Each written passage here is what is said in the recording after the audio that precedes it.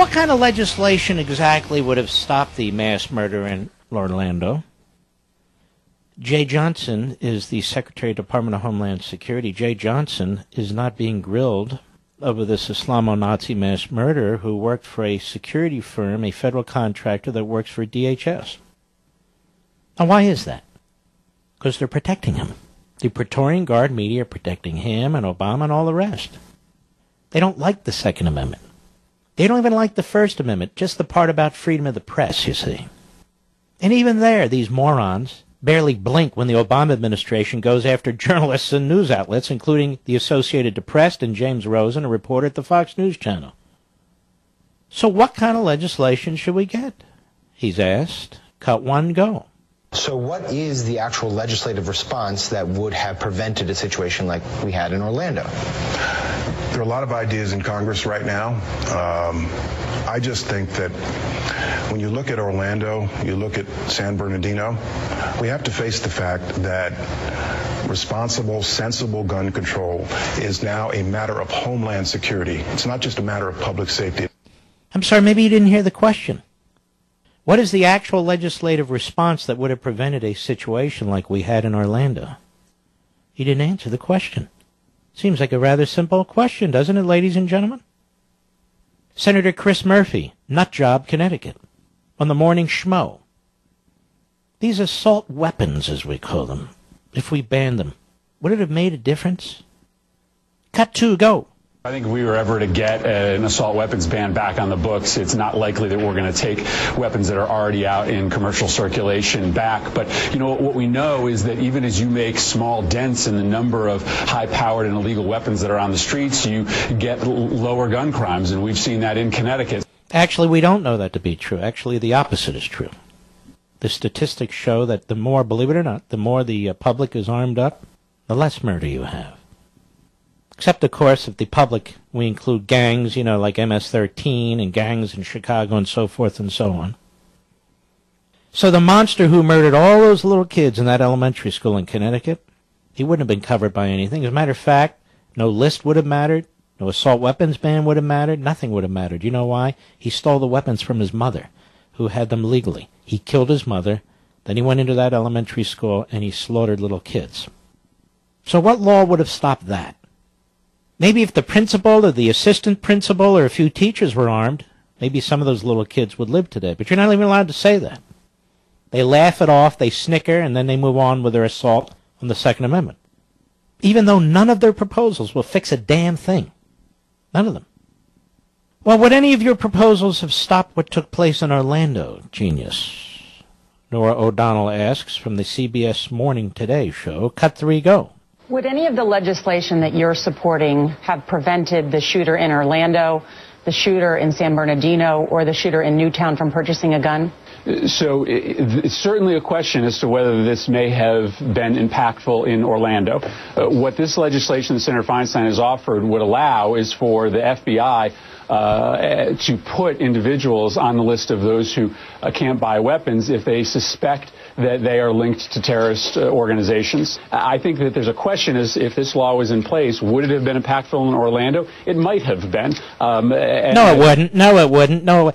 How about this guideline, Senator, from 2011 that we talked about earlier in the program, folks, put in place by Obama and Holder, that they're to drop these investigations after 6 months. With that guideline, if that guideline hadn't been there, might that have helped, Senator? No, of course it would have helped. But he doesn't want to go there. Politics first, ladies and gentlemen. Liberalism first.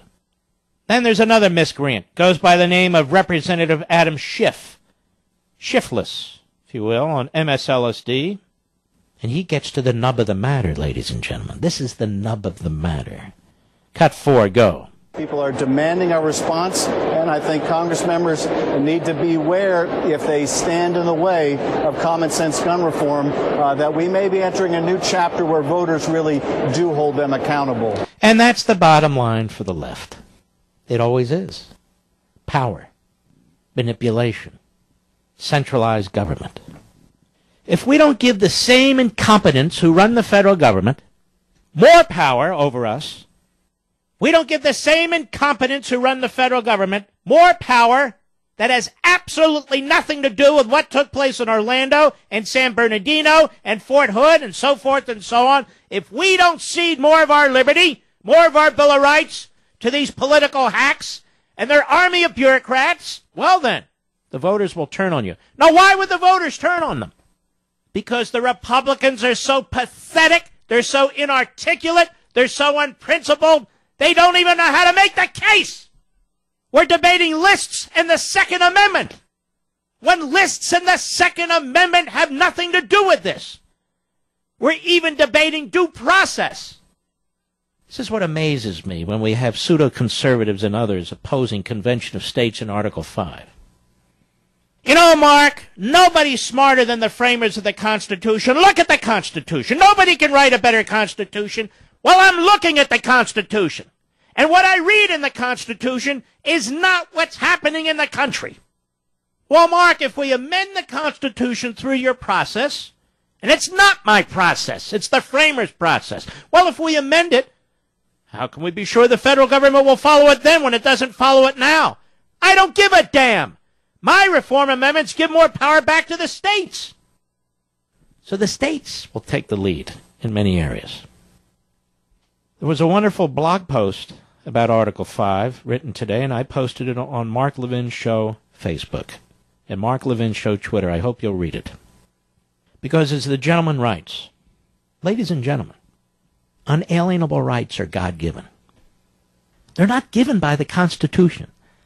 The Constitution is an expression of our founding law that has as its purpose to protect our unalienable, natural, God-given rights. And when people steal them, and when people take them, and when people pervert them, we have a right to respond. Not to just sit there like a bunch of flounder and locks. Oh, yes, woe is me. Woe is me. Let's just find another candidate. Trump will save us, or this one will save us. No, he won't. No, he can't. He can't save us. We have to save ourselves. God-given natural rights. Unalienable rights. Unalienable. To prefer inalienable. They are rights. They belong to you. The government didn't give them to you. The Constitution didn't give them to you. The Bill of Rights is an expression of protections of certain unalienable rights. It's not a provision of rights. It's a protection of rights. How many guns do we need in this country? Geraldo Rivera wants to know. We have 400 million, he claims. And, you know, how many guns? You don't need all this stuff. You don't need all this stuff? Let me go back to a phrase that I made famous a few years ago. It's the Bill of Rights, not the Bill of Needs. And Geraldo doesn't get to decide. And Senator Murphy doesn't get to decide. And Barack Obama doesn't get to decide. It's the Bill of Rights, not the Bill of Needs. Automatic weapons, as they call them. Semi-automatic weapons, as they call them. What do they need these weapons for? And all the ammunition? Tax Prof blog, why does the IRS need so many guns? I think it's a good question, don't you? Special agents at the IRS equipped with AR-15 military-style rifles. Isn't that what we call them, military-style? They're regular rifles. Health and Human Services. Special Office of Inspector General agents being trained by the Army Special Forces contractors. Department of Veteran Affairs arming 3,700 employees. The number of non-Defense Department federal officers authorized to make arrests and carry firearms is now at over 200,000. It exceeds the number of U.S. Marines that we have, 182,000. Let me repeat that. The number of non-Defense Department federal officers authorized to make arrests and carry firearms exceeds 200,000. Now, since there's about 2 million bureaucrats, that's about 10%. Now exceeds the number of United States Marines, 182,000. In its escalating arms and ammo stockpiling, this federal arms race is unlike anything in history, writes Paul Cowan. Over the last 20 years, the number of these federal officers with arrest and firearm authority has nearly tripled to over 200,000 today, 74,500 in 1996. What exactly is the Obama administration up to, he writes. On Friday, June 17, our organization, American Transparency, reports catalogs federal purchases of guns, ammunition, and military-style equipment by seemingly bureaucratic federal agencies. During a 9-year period, through 2014, we found 67 agencies unaffiliated with the Department of Defense spent almost $1.5 billion on guns and ammunition. Of that total, $335 million was spent by agencies traditionally viewed as regulatory or administrative, such as the Smithsonian Institution and the United States Mint. And it goes on. So while the domestic departments and agencies of the federal government are arming up, more and more federal officers authorized to make arrests and carry firearms, it's in over 200,000. You are the problem. The Second Amendment is the problem. Due process is the problem. We need more bureaucratic lists, you see. Would that have caught the guy in Orlando? No, it wouldn't have caught him. What's that tell you about the list? What's it tell you about Obama's guidelines preventing our FBI agents from doing their jobs? What's that tell you about the utter uselessness of the United States Senate? What does that tell you about the suicide tendencies of the Democrat Party? What does that tell you by the pathetic media in this country that have enough platforms to tell the American people the truth somewhere, somehow, sometime, about what's going on in and to this country? But the answer comes again from Adam Schiff, a putrid leftist from California, on MSLSD. Let's play, just for our listening pleasure, cut 4 again, Mr. Producer. Go. People are demanding a response, and I think Congress members need to beware if they stand in the way of common sense gun reform, that we may be entering a new chapter where voters really do hold them accountable. See, that's the whole bottom line right there. God forbid if the American people really understand how terrible Obama and his lieutenants and these Democrats are at protecting us. In fact, quite the opposite. Their obsession with ideology has endangered us all.